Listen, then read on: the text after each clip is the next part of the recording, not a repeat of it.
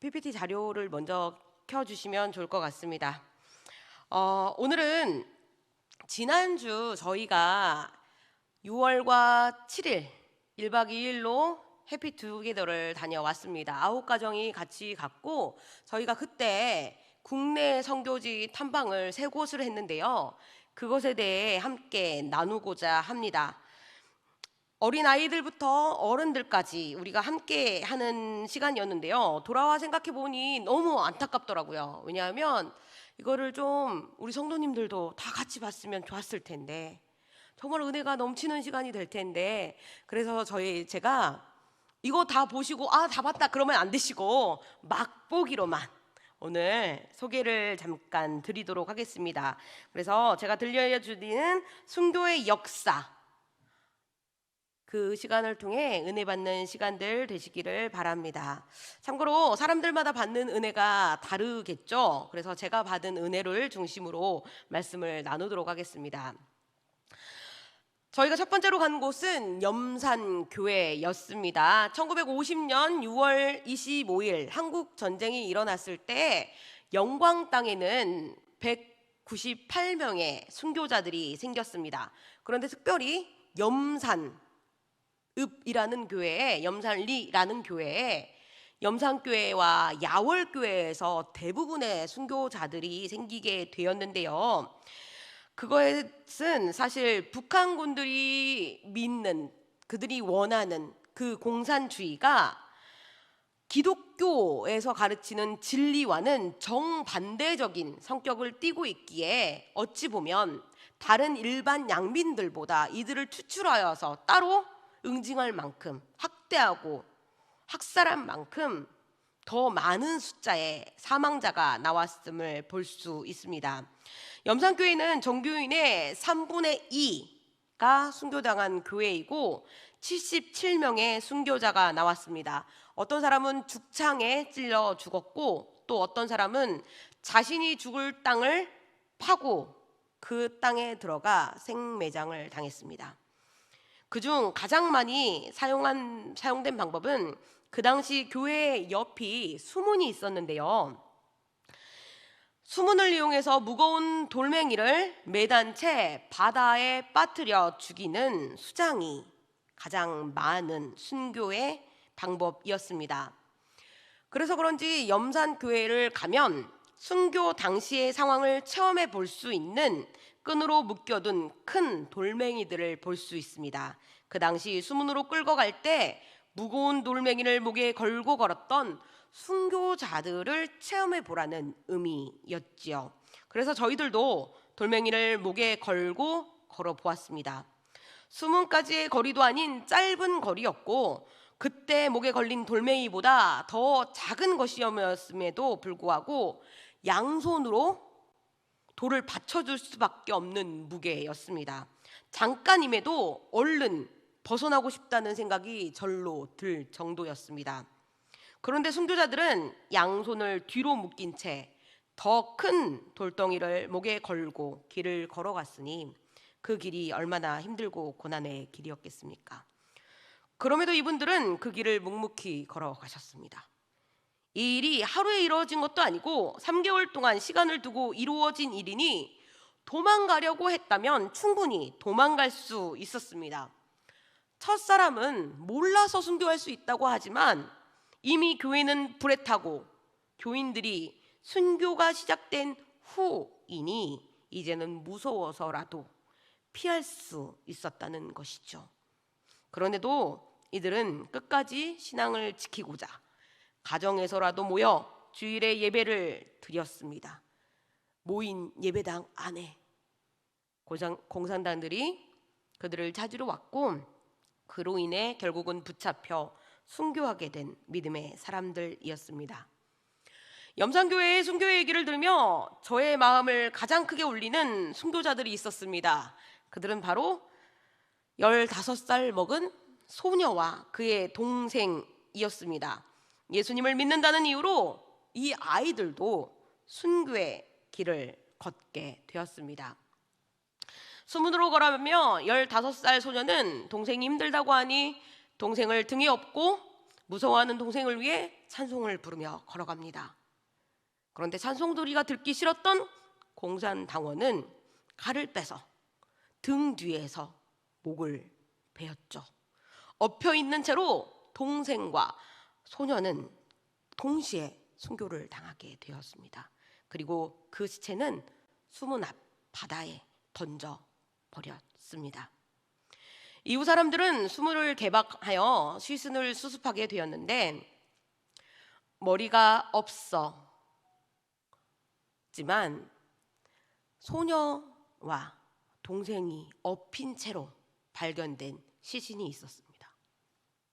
그래서 그들을 시집해서 이 77인의 묘에 안장하게 되죠. 아무것도 모르는 아이들인데 이들은 왜 순교를 당해야 했을까요? 왜 그 순교의 길을 걸어갔을까요? 도망갈 수도 있었는데 하나님을 모른다고, 하나님을 믿지 않겠다고, 아니 지금부터라도 다시는 믿지 않겠다고 할 수도 있었을 텐데 왜 이들은 그러지 않았을까? 어떻게 그러지 않을 수가 있었을까? 도대체 이들의 믿음은 무엇인지, 이들의 신앙은 무엇인지, 이들의 순교 앞에서 한없이 작아지는 모습이었습니다. 이들의 영상을 본 후에 염산교회에서 갑자기 저에게 대표 기도를 부탁하셨습니다. 참으로 기도하기가 힘들 정도였습니다. 동일하게 믿는 하나님이신데, 동일하게 예수 그리스도를 구원받은 자라고 자부하는데 이 어린 영혼들은 자신의 생명으로 신앙을 보여주는데 나는 어떠한가 하며, 과연 이런 상황이 올 때 나는 이들과 같은 믿음을 보여줄 수 있을까? 말로만이 아닌 진정 죽기까지 주님을 섬길 수 있을까? 참으로 내면에서 오는 울림 때문에 눈물을 멈출 수가 없었습니다. 그러며 간절히 소원을 담아 기도하였죠. 우리에게도 이러한 신앙을 달라고, 함께 있던 우리 자녀들에게도, 그리고 부모들에게도 죽음을 두려워하지 않고 담대하게 살아갈 수 있는 믿음을 주시도록, 순교까지라도 감당할 수 있는 마음을 주시도록 간절히 기도했습니다. 여러분들에게는 어떤 신앙이 있으십니까? 여러분의 신앙은 어떠하십니까? 만일 그때 우리가 그곳에 있었다면 그들과 같은 모습으로 반응할 수 있었을까요? 바라기로는 말이 아닌 행동으로 주님을 사랑하시기 바랍니다. 우리에게 있는 모든 것을 다 주고도 바꾸지 않을 믿음으로 사시기를 바랍니다. 두 번째로 야월교회를 가게 되었습니다. 야월교회는 1908년에 설립된 교회로 일제강점기에서 많은 핍박을 받았으나 광복을 맞이하면서 신앙의 자유를 누리게 된 교회입니다. 그러다가 다시 1950년 한국전쟁으로 인해 핍박을 받게 되었지요. 야월교회도 염산교회와 같이 염산리에 있는 교회입니다. 그런데 이 교회의 특징은 모든 교인 65명이 한 명도 빠짐없이 순교당했다라는 특징이 있습니다. 순교자 중에는 염산교회 같이 어린 아이들도 있었고, 이들도 2, 3개월에 걸쳐 순교당했기에 도망할 수 있었으나 아무도 도망하지 않고 전교인이 순교를 당했습니다. 당시 공산당은 말했대요. 부모를 죽이면 너희들은 살려주겠다. 주님을 믿지 않으면 살려주겠다. 등등 여러 가지 협박으로 말을 했지만 아무도 이에 굴복하지 않고 순교의 길을 걷게 됩니다. 야월교회의 특징은 저기 설명하고 계시는 장로님이 계세요. 저분이 최종한 장로님이신데 이분이 야월교회의 순교 역사를 설명해 주셨습니다. 최 장로님은 한국 전쟁 당시 나이가 8살이셨대요. 그래서 그 당시를 목격한 목격자로서 순교의 현장을 설명해 주셨습니다. 평소 자신이랑 친하게 자주 놀던 5살 여자아이가 있었다고 합니다. 그런데 그 아이가 교회를 다녔는데 자기하고 신나게 놀고 있는데 어느 날 공산당이 그 아이를 불러 데려갔답니다. 그리고는 영영 그 아이를 보지 못했다고 합니다. 최 장로님 그때 기억을 떠올리시며 만일 당신 자신도 그때 교회를 다녔다면 죽었을 텐데 그때는 교회를 다니지 않아 자신은 끌려가지 않고 자신과 같이 놀던 그 어린 소녀, 아무 죄도 없는 그 소녀, 교회에 다닌다는 이유로 끌려가 순교당했다고 말씀하셨습니다. 이후 중학교에 되었을 때 최 장로님은 복음에 반응하여서 믿음으로 교회에 다니게 되셨는데, 교회에서 그때 그 순교자의 가해자들을 볼 수 있었다고 합니다. 누가 야월교회 교인들을 죽인 자의 아들인지, 누가 그때 아무 죄도 없는 사람들을 끌고 가 생멸장시킨 가족인지 자신은 다 알고 있는데 그들이 교회에 앉아 있더라는 거예요. 그럼에도 아무 말씀하시지 않고 같이 앉아 예배를 드렸다고 합니다. 염산교회뿐만 아니라 이웃교회에도 그때 그 살인자의 자손들이 교회에서 장로님, 권사님, 집사님으로 계신데 지금도 같이 예배 드리신다고 합니다. 지금까지 아무 말씀 안 하셨대요. 왜냐하면 그들이 야월교회에서 순교한 자들의 열매이기 때문입니다. 바로 그들이 하나님께서 순교자들의 피로 열매 맺게 하신 자들이라 생각되기 때문이었습니다. 기념관들을 돌다 보면 이런 글귀를 발견할 수 있습니다. 용서하자, 그러나 잊지 말자. 사람들은 북한군이 넘어와 죽였다고 하지만 사실 북한군들은 이미 북으로 넘어갔고, 염산교회를 죽였던, 교인들을 죽였던 사람들은 그 동네에 살고 있던 사람들이었습니다. 모르고 있던 사람들이 아니라 평소 알고 지냈던 사람들이 공산당의 이념에 동조하여 평소 형제처럼 지내던 이웃들을 끔찍하게 죽이는 일을 한 것입니다. 그러기에 그 역사를 바라보며 이제는 용서하자, 그러나 잊지는 말자라고 기록해 둔 것입니다. 용서, 맞잡은 두 손입니다. 하나님은 예수 그리스도의 십자가에 못 박혀 죽게 한 살인자인 우리도 용서하셨습니다. 용서하심으로 우리를 구원하셨습니다. 우리를 용서하시고 구원하신 것처럼 하나님께서는 그때 그 순교의 현장에서 하나님을 믿는 자들을 핍박하고 죽인 이들도 용서하셨고 그들에게도 복음을 심어 주셨습니다. 그들을 순교의 열매로 맺게 하셨습니다. 그리고 이제는 용서와 화합으로 하나 되게 하셨습니다. 여러분, 우리 안에도 용서를 심기를 바랍니다. 먼저 용서함을 받은 자로 내 마음에 맞지 않고 나에게 아픔을 준 자라 할지라도 용서하고 주 안에서 화합하시기를 바랍니다. 더 나아가 다시는 이러한 불연과 아픔이 없도록 온전히 하나님 안에서 하나 되는 가정과 교회, 나라와 민족이 되게 해달라고 기도하시는 성도님들 되기를 바랍니다. 세 번째로 방문한 곳은 문준경 전수사님 순교기념관이었습니다. 염산교회 묘비에도, 여러분 묘비 잘 안 보여주셨죠? 거기에도 기록이 되어 있는 구절이었고, 야월교회 순교자들을 통해 믿음의 열매를 들으면서도 생각난 구절이었고, 또 문준경 전수사님의 삶을 보며 오늘 우리가 읽은 성경 구절, 한 알의 밀이 땅에 떨어져 죽지 아니하면 한 알 그대로 있고 죽으면 많은 열매를 맺느니라 라는 말씀을 삶으로 보여주신 분이라 느껴졌습니다. 문준경 전수사님은 1891년 신안 암태도에서 태어나셨습니다. 그리고 17살 때 중매 결혼으로 증도에 들어가 살게 되었죠. 그러나 남편은 소실을 바로 얻고 문준경 전수사님을 돌보지 않으셨습니다. 도리어 전수사님께서 시부모님을 모시고 20년 동안 삶을 살아가게 되었죠. 이후 시부모님이 돌아가신 후에 큰오빠가 목포에 사시는데 목포에 가서 싹 바느질을 하시며 살게 되셨다고 합니다. 그리고 그곳에서 복음을 듣게 되고 복음을 전하는 자가 되겠다 다짐하며 1931년 상경하여 경성 성서학원에 입학하게 되었습니다.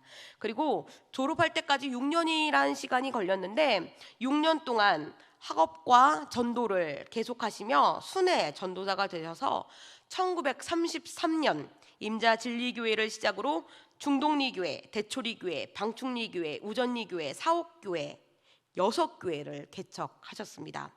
그리고 졸업을 하고 나서는 다도해라고 불리는 신안 앞바다의 여러 섬들 중에 122군데의 섬을 떠돌아다니면서 목회를 하셨고, 섬마을 사람들을 전사님의 설교와 섬김으로 복음에 들어오도록, 구원받는 자들이 되도록 인도하셨습니다.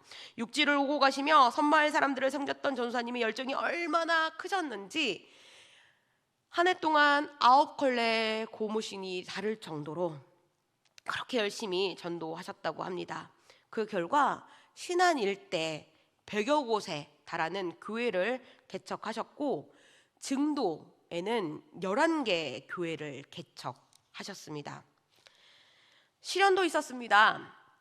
1943년 일제 탄압에 증도에 있는 교회까지 미치기 시작한 것입니다. 그때는 참 신사참배가 강조될 때였는데, 이때 신사참배를 거부한다는 이유로 문중경 전사님은 경찰서에 끌려가 모진 고문을 당하기도 하셨습니다. 그때마다 찬송가 336장 앞에 있는 가사 있죠. 환난과 핍박 중에도 성도는 신앙 지켰네. 이 신앙 생각할 때 기쁨이 충만하도다. 성도의 신앙 따라서 죽도록 충성하겠네. 끝까지 신앙을 지키기 위해 이 찬양을 부르시면서 버리지 않으신 그 믿음으로 사셨습니다. 그리고 이후 1950년 6월 25일이 터지자 중동리에 있던 예수님을 믿던 성도들이 다른 섬으로 피신하려고 할 때 공산군들에게 잡히게 되는 일이 있었습니다. 그때 문중경 선교사님은 중도에 계시지 않았고 목포에 계셨습니다. 그러니 목포는 이미 안전지대가 되어서 그곳에 있으면 되셨던 때였죠. 그런데 성도들이 이제 잡혔다는 소식을 듣고 나니 중동리로 가야겠다 하시는 것이었습니다. 그때 문중경 전사님에게 신앙을 전수하셨던 이성봉 목사님이 지금 중도에 가면 분명히 붙들려서 죽임을 당할 텐데 그대로 있어라, 그렇게 말씀을 하셨다고 합니다. 그럼에도 불구하고 양떼들이 목숨을 잃어가는 것을 가만히 지켜볼 수 없다 하시며 다시 증도로 들어가셨습니다. 그리고 1950년 10월 4일 성도들과 같이 새끼줄에 묶인 채 바닷가 모래사장으로 끌려 나오신 전사님은 발길로 채이며 죽장에 찔리시면서도 나는 죽여도 다른 성도들은 죽이지 말아달라 하시며 그 다음날 새벽 결국 그 자리에서 총에 맞아 순교하게 되셨습니다. 비록 전수사님은 순교하셨으나 전수사님이 전도하시고 사역하신 그곳 신안에는 얼마나 많은 성도들이 있는 줄 아십니까? 우리가 요즘 안동을 위해서 기도하지 않습니까? 안동은 20%의 성도들이 일어나길 위해서 우리가 새벽마다 계속해서 기도하고 있는데 2005년 통계에 의하면 신안은 35%, 그리고 문중경 전사님이 주로 사역했던 증도, 그 전사님이 순교의 피를 흘리신 그 땅은 90% 이상이 기독교인입니다. 물론 지금은 좀 다를 수 있겠죠. 그럼에도 놀랄 수밖에 없는 일입니다. 90%. 한 사람의 사역자를 통해 하나님이 일하시는 것을 볼 수 있는 순교의 현장, 한 사람의 헌신으로 그 많은 복음의 열매들을 맺어진 것을 우리는 볼 수 있는 것입니다. 이 사실을 바라보며 먼저는 우리 한 사람 한 사람이 얼마나 귀한 존재인지를 생각하게 되었습니다. 동시에 우리 한 사람이 하나님께 진정한 헌신을 드릴 때 하나님께서는 놀라운 일들을 이루심을 보게 되었습니다. 그럼 문중경 전사님과만 하나님께서 이런 일들을 하실까요? 아니죠. 하나님은 지금도 일하고 계십니다. 그리고 지금도 하나님과 함께 일할 믿음의 사람을 찾고 계십니다. 문중경 전사님과 같이 하나님과 같이 걸어나갈 한 사람, 자신이 받은 복음을 전하고 자신에게 주어진 사명을 감당하는 한 사람을 찾고 계십니다. 하나님을 위해 목숨까지도 아끼지 않을 한 사람, 누가 그 사람이 되시겠습니까? 누가 이 일에 헌신하시겠습니까? 바로 여기에 계신 저와 여러분들이 되기를 바랍니다. 순교의 신앙을 이어받은 다음 세대가 되기를 바랍니다. 저도 저기 가서 가운데에 이렇게 쓰면 제 얼굴이 딱 나와요. 가운데 비었죠. 저기에서 사진을 찍으면 다음 세대 순교자 누구 이렇게 사진을 찍을 수가 있습니다. 저는 찍었어요. 여러분들도